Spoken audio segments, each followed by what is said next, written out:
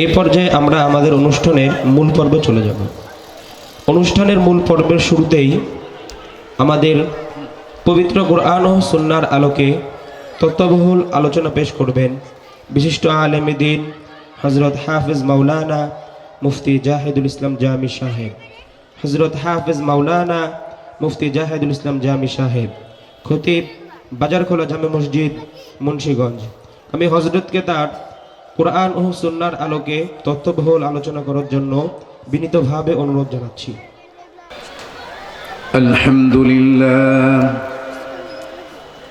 আলহামদুলিল্লাহ نستعينه ونستغفره ونؤمن به ونتوكل عليه ونعوذ بالله من شرور أنفسنا ومن سيئات أعمالنا من يهد الله فلا مضل له ومن يضلل الله فلا هادي له ونشهد أن لا إله إلا الله وحده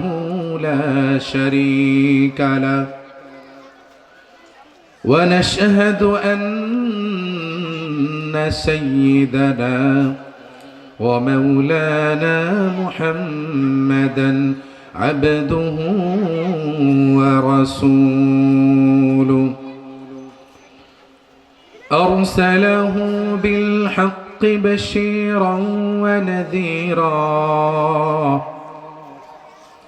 وداعيا إلى الله بإذنه وسراجا وقمرا منيرا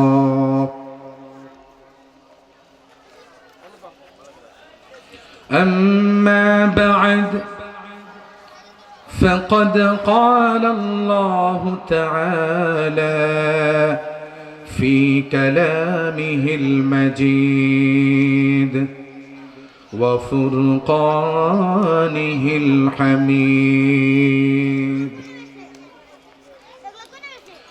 أعوذ بالله من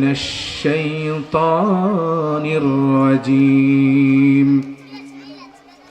بسم الله الرحمن الرحيم